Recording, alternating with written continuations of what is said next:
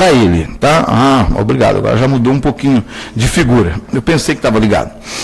Então, agora eu posso então falar um pouco sobre qual a ideia e qual o objetivo do livro. Primeiro, me causou bastante surpresa, e uma surpresa positiva, que logo depois do anúncio do lançamento do livro, tenha havido um interesse bastante grande por ele em várias partes do Brasil. Em São Paulo, no Rio de Janeiro, no Nordeste, o número de pessoas que nos escrevem pedindo informações e, sobretudo, procurando formas de obter o livro é incrível. Isso sinaliza que havia uma expectativa ou uma demanda por uma obra desse tipo e que imediatamente a publicação do livro respondeu a essa demanda. Evidentemente, na introdução do livro, eu digo que a obra é uma modesta contribuição, e eu insisto nessa palavra. É uma modesta contribuição porque ele trata de autores muito importantes para o pensamento africano e para o pensamento negro de forma introdutória. Seria possível, então, muitos outros livros sobre o pensamento africano e livros específicos sobre alguns autores que são tratados nele. De qualquer maneira, na medida em que não havia no Brasil, até onde eu sei, nenhuma obra específica que se dedicava a isso, me parece que o livro procurou cobrir essa lacuna inicial. Então, justamente por se tratar de uma obra inicial, eu achei que a melhor solução não seria tentar desenvolver uma perspectiva só sobre o pensamento africano, mas abrir possibilidade para que diferentes colaboradores e autores pudessem falar sobre diferentes intelectuais ou diferentes questões que dizem respeito ao pensamento africano moderno, ao pensamento africano que começa a ganhar forma no século XIX, que vem se desdobrando até o momento presente. Então, a nossa escolha foi por desenvolver apresentações sumárias e análises, tanto quanto possível, consistentes, da obra de intelectuais africanos singulares, propositivos e centrais para o desenvolvimento de uma moderna ideia de África. Nós dividimos o livro em 3 sessões. Uma primeira que diz respeito a um período colonial, onde os autores que são tratados, eu estou pensando aqui em Leopoldo Sédar Senghor, Kwame Nkrumah, Joseph Kizerbo e Cheikh Anta Diop, fazem parte dessa primeira parte, porque eles vivenciaram uma passagem da condição colonial africana para um processo de descolonização e tiveram um papel muito ativo durante esse processo, não somente como lideranças políticas, mas também como lideranças intelectuais. Nós reservamos um segundo espaço do livro para a ideia de revolução na África. E ali trabalhamos novamente com a obra do Kwame Nkrumah, mas sobretudo com a obra do Frantz Fanon e do Amílcar Cabral. Poderíamos tratar de outros autores, sabemos que existem os autores, sabemos que essa temática é absolutamente central para um determinado momento da constituição da África, mas trabalhamos dentro dos limites que podíamos trabalhar. E há uma terceira parte da obra chamada pós-colonialismo, onde nos detivemos em autores ou questões das últimas décadas, refletindo num contexto de África já emancipada, mas não completamente descolonizada. Então, o livro, ele procura perseguir, na realidade, aquilo que alguns vão chamar de pensamento africano moderno e, intencionalmente, evita a discussão também crucial e também importante sobre o pensamento tradicional. Porque aí seria mais difícil falar em pensamento tradicional africano, mas teríamos que falar em pensamento tradicional mandinga, pensamento tradicional banto, os vários pensamentos tradicionais, as várias culturas tradicionais que interagem na África até os dias de hoje e que influenciam certamente, inclusive nas interpretações que os intelectuais ditos modernos dão do seu continente. Foi esse o eixo central que a obra procurou perseguir, e tanto quanto possível, nós valorizamos a palavra de intelectuais que escreveram o livro, comprometidos de alguma forma com uma valorização do continente africano e dos povos que atuam no continente africano. Quer dizer, entre a África e os africanos, a nossa opção é pelos africanos. Inclusive porque muitas vezes, dentro do africanismo, a opção se faz pela África, colocando os seus habitantes, as suas sociedades, em uma posição de segundo plano. Na medida em que essa valorização se colocou como algo central para nós, duas ideias desenvolvidas por intelectuais africanos foram caras para mim na concepção do livro. A primeira é a ideia do Paulin Ontonge, filósofo beninense, que é marfinense, né, da Costa do Marfim, mas que atua no Benin, em Cotonou, que traz uma série de reflexões sobre o caráter extravertido do pensamento africano.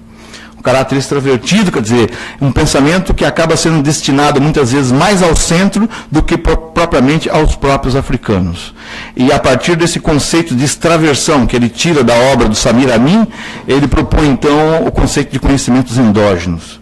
Então a ideia da extraversão perseguiu o livro na medida em que nós procuramos dar a palavra a autores que pudessem falar, tanto quanto possível, pela sua experiência, pela sua vivência, a partir de dentro da África, e não de fora, como em geral costuma acontecer.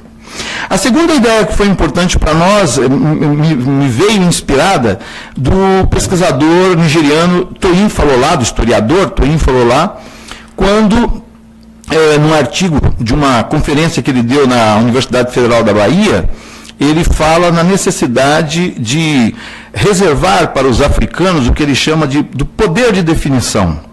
E, inclusive, o poder de definição nas interpretações das realidades do seu continente.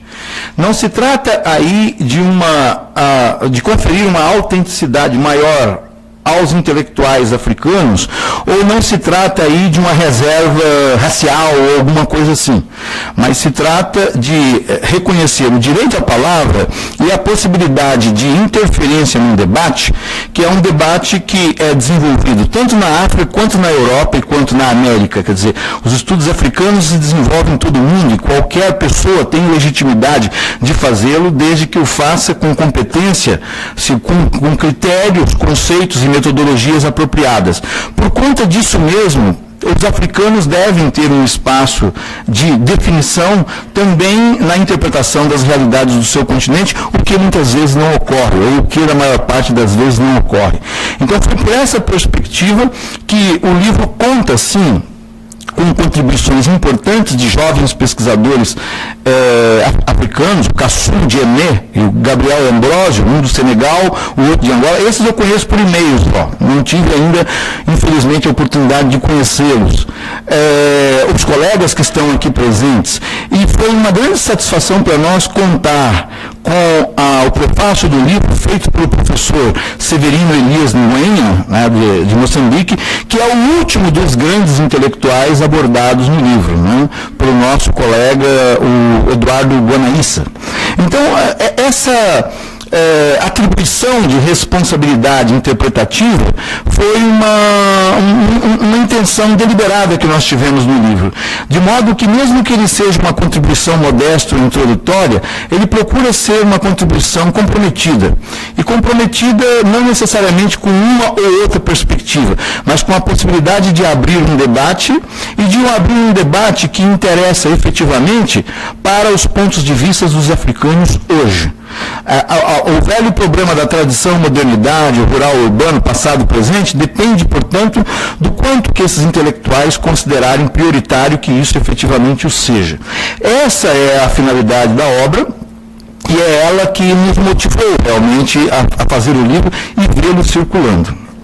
Para encerrar, portanto, essa breve apresentação, até para deixar a curiosidade de vocês para conhecerem diretamente o livro, dois breves comentários eu queria fazer. Um deles sobre a editora que publicou o livro. A ideia veio do Gustavo, né? Está aí o Gustavo, foi a primeira pessoa que me sugeriu que fosse para a editora Expressão Popular, porque a editora Expressão Popular é uma editora dos movimentos sociais. Então é uma editora que não tem fins lucrativos. Quer dizer, claro que os livros são vendidos, né? Está aí o Mauro para para mostrar que é assim mesmo. Mas o resultado das vendas dos livros da editora Expressão Popular reverte para os movimentos sociais.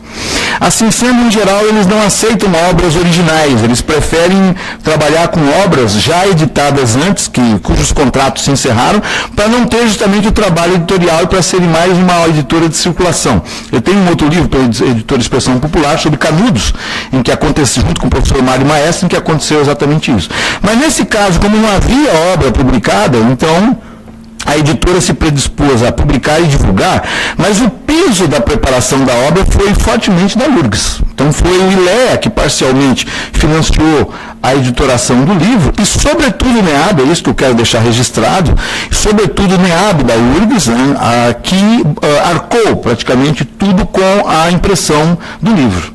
Então, o papel da editora está sendo mais agora na circulação do que propriamente na preparação dele. Significa que, na hora dos direitos autorais, os autores não tiveram esse direito. Eles receberam 2 exemplares cada um, eu inclusive, é isso. Mas, na hora das negociações, uma parte dos livros ficou para a URGS e uma parte para a editora. A parte que coube à URGS está no NEAB e não é vendida, quer dizer, nós não vamos vender algo que foi feito com dinheiro público.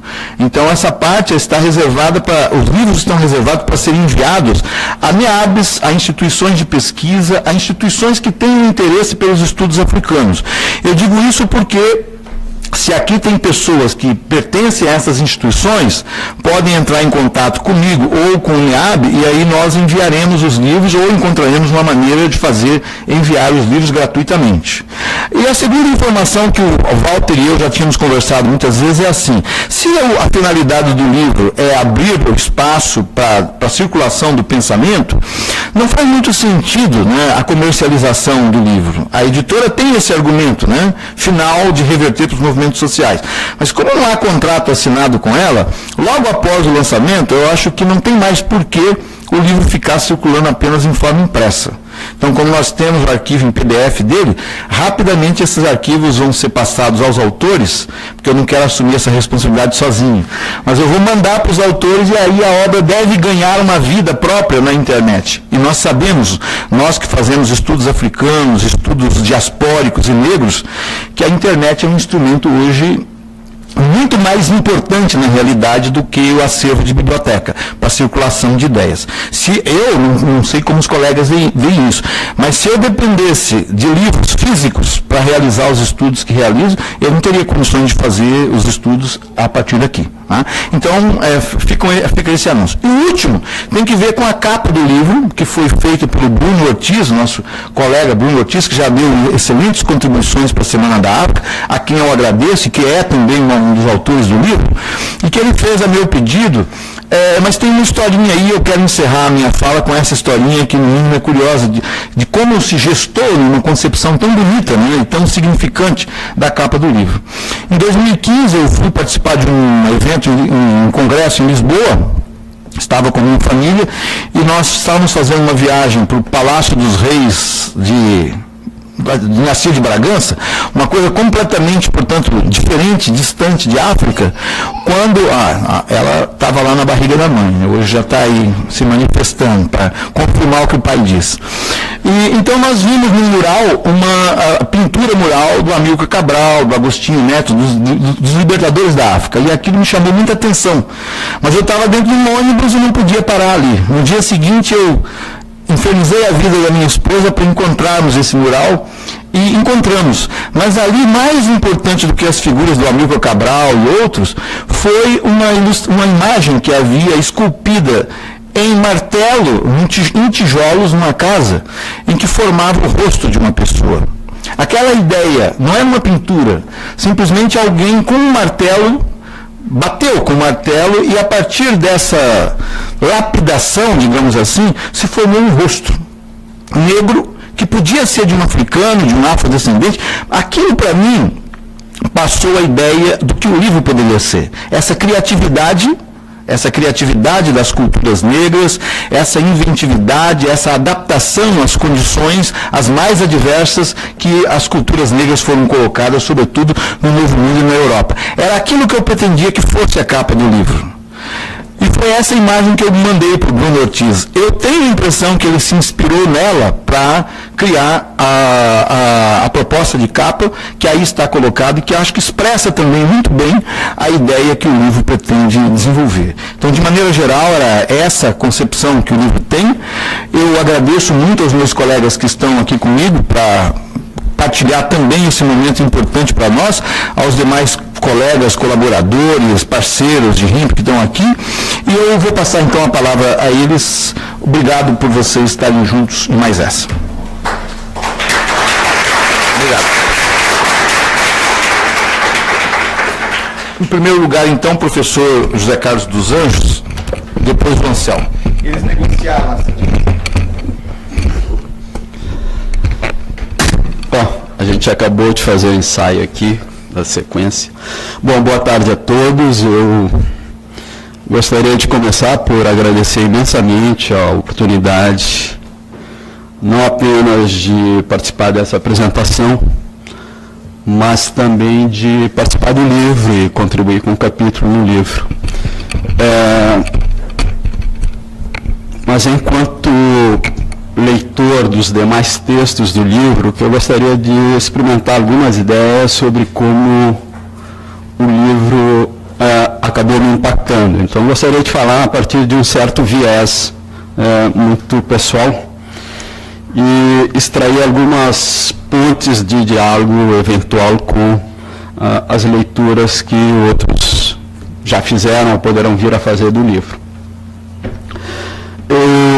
Quando vi aquela série de nomes monumentais no sumário, Kwame Nkrumah, Amílcar Cabral,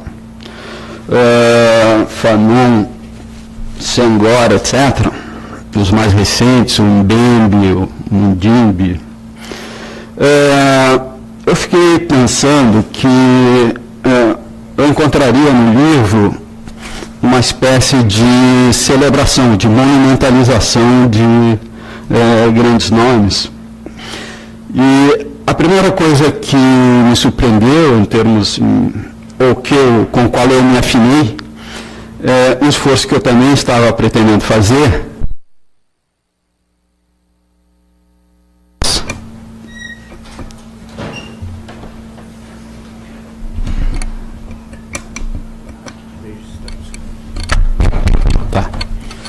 a possibilidade de estabelecer uma relação com esses autores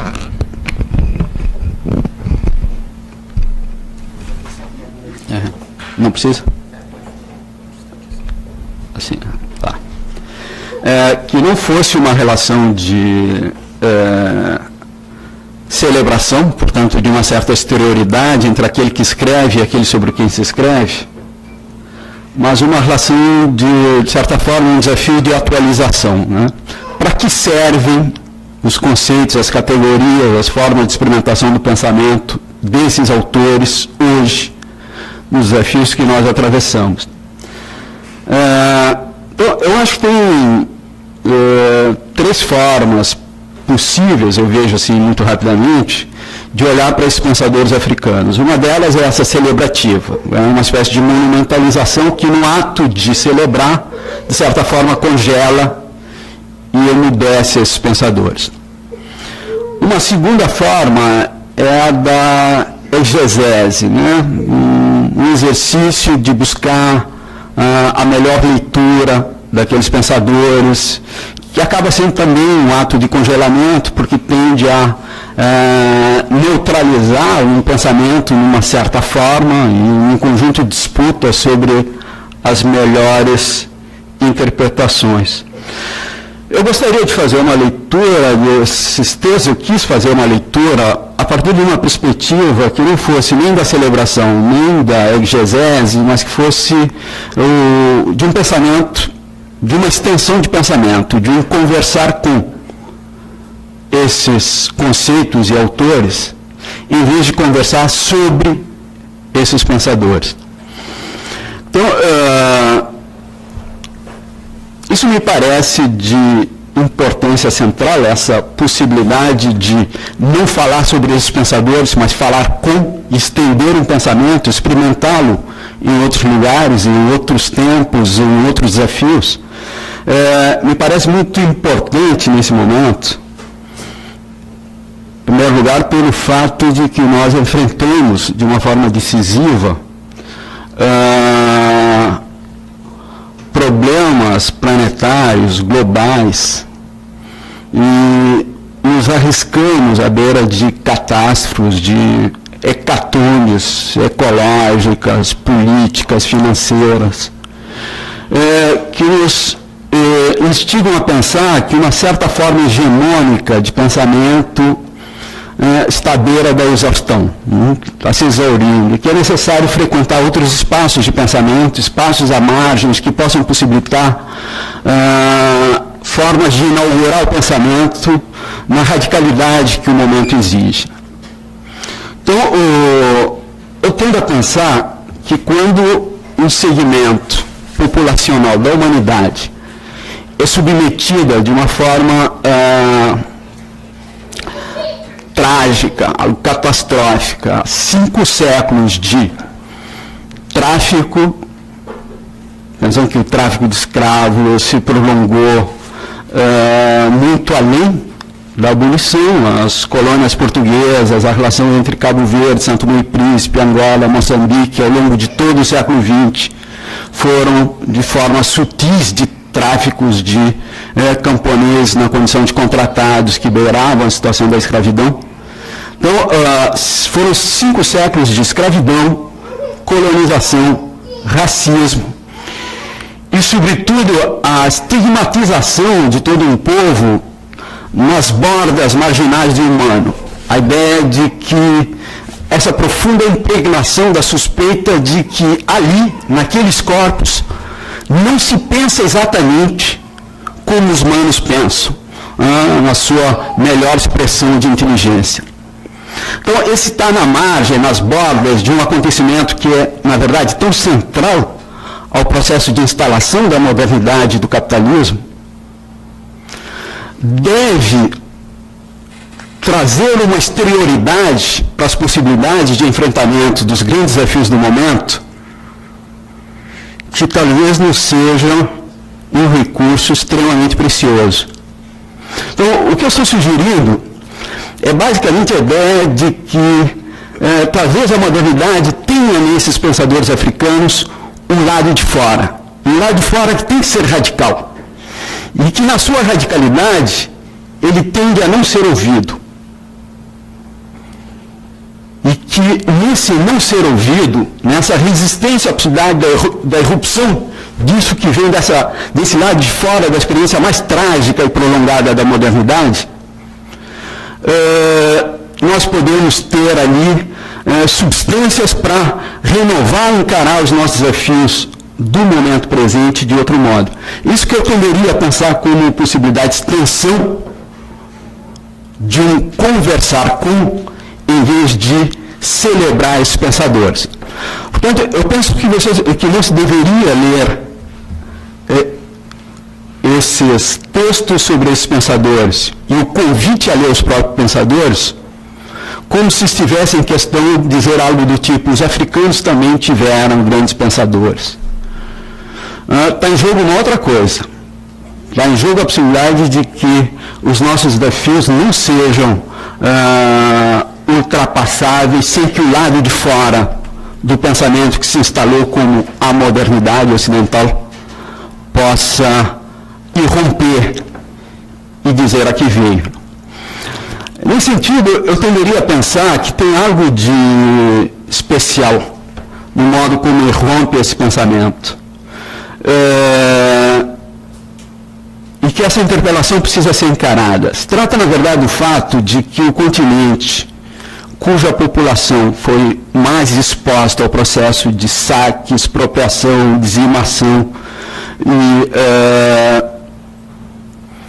anulação de povos em sua territorialidade, banimento, aniquilamento por essa modernidade ocidental, certamente foi o continente americano.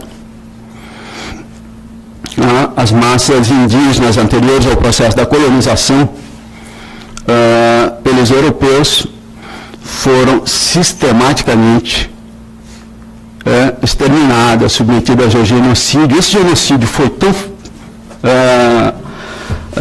feroz, tão contundente, que anulou a possibilidade disso, de termos aqui pessoas que possam dizer: estamos numa sala, num continente americano, os povos originários são indígenas, e não temos ninguém aqui dentro que possa dizer: eu, indígena, tenho algo a dizer.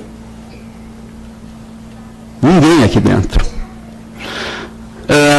Então, eu gostaria de encarar esse inusitado desse nosso momento presente, o seu caráter estranho, para pensar que, do outro lado, um outro continente que foi exposto a um processo similar, mas talvez não tão intenso, de saque, de exterminação de povos, de desterritorialização, mas que, de alguma forma, os povos colonizados permaneceram, em grande medida, em seus territórios, empreenderam processos de resistência à colonização, e quando chegou na segunda metade do século XX, o processo de descolonização, nas bordas do processo de descolonização, uma grande massa de pessoas nativas do processo de colonização